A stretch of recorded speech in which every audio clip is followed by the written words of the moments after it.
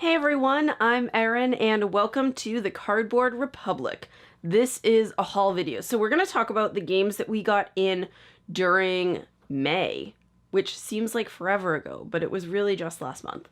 So there aren't a ton of games. This time of year is a little bit quiet. There are all sorts of announcements leading up to Origins and Gen Con, but most of the big games are going to be released then, or at Essen, or later in the summer. But anyway, we do have a few titles to go through, so let's get started. Bidder Up is a set collection game with an auction mechanic. So you are trying to collect sets of animals at auction, and there are a whole bunch of different types of auctions going on, which is pretty neat. I don't tend to gravitate towards auction games that much. They're like stressful to me in a not fun way. So this is probably going to be a Ryan game more than an Erin game, but we'll give it a shot. Talong is probably going to be another Ryan game. It's a 2-player tactics game. You have these dragons that are tied to certain areas of the board.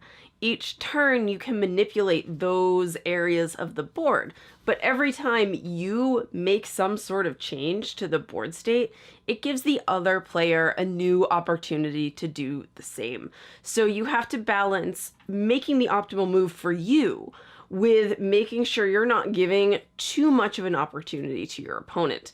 Now, I hate to sound like a broken record, but 2-player tactical games, also not usually my jam. I'm really bad at them. I'm not that competitive when it comes to games like that, so I just kind of get bored. But I know Ryan loves them, and I wish that I was better at them and liked them more so that we could play together. But there are plenty of other games out there that we can play together, and this one he can play with some of our friends. Petrichor, however, is very much an Erin game because you are a cloud. You are a happy little cloud floating over the farmland, and you have a few different options every round. You can rain, you can store more cloud energy, more rain, I guess, for later. You can help crops grow, and you get points for how well you do that, how much you saturate the soil, which I just think is such a cool concept and hopefully a little bit educational too. And also, it's beautiful. It is everything that I like. The flow of history is... that's a lot to fit in such a small box. But this is a game about building a civilization. You do that by bidding on and purchasing these cards to help you and your people grow. The thing is, it's not just a multiplayer solitaire game. It's not just a game where you build up your tableau and everyone else does the same and there's not a lot of interaction. In this one, you can actually lose cards to other players. So I'm curious to see how it packs such an enormous theme, like literally the dawn of civilization, into such a small box. If nothing else, I'm intrigued by that. Meteor is a game that reminds me a little bit of Harvest Moon, which I love Harvest Moon so much.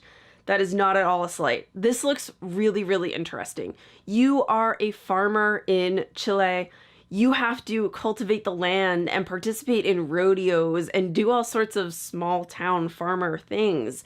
And it was actually made by a company in Chile. So it's just really cool to see games coming from places that we don't see as often and telling stories that we don't hear as often, and especially telling them so adorably. My Story is a Taiwanese import game, and it is also about cultivation, actually. But instead of crops, you are building the best life you possibly can. You choose a career, you have a family, you show pictures of your family to your friends. It seems really interesting, and there have been several games out in the past couple of years about simulating life, about simulating relationships on a scale much deeper than, you know, the game of life.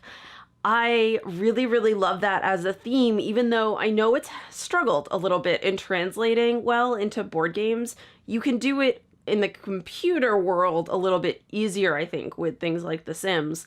But in board games, there have been only a few titles to really, really hit that sweet spot. I am curious to see how my story holds up in comparison to those other board games, but also to things like The Sims. Not gonna lie, kind of curious. And finally, we have Pioneer Days. This feels a little like Oregon Trail. In fact, you are on the Oregon Trail in Pioneer Days, but it is a dice drafting game. And the catch is that the dice that aren't drafted, the dice that are left in the pool, can go on and contribute to the challenges that you face. So you have that interesting decision between, do I take this dice that maybe isn't best for me, or do I let it sit in the pool and hurt me later? That sounds a lot like the Oregon Trail. Do I die now, or do I die next turn? Anyway, I'm excited to try this. It's interesting how we're getting a lot of themes that were old school video games and that are now coming back into the board game world. I wonder if that's going to continue. So like I said, May was not the biggest haul month, but that's okay because we have plenty of games to get through. Like, it's really fine. And I am excited to try almost all of these games. And the ones that I am not excited to try, I know Ryan is excited to try. And those hauls are honestly my favorite, when there's not a lukewarm game in there. So we will see you all back here in a month with another haul and with some other things in between. If you like what you're seeing, please hit like and hit that little bell notification down below so that you find out when we put up new videos. Also, if you got in anything new during the month of May or even so far in June, let us know down below. We like to see, what you have in your piles.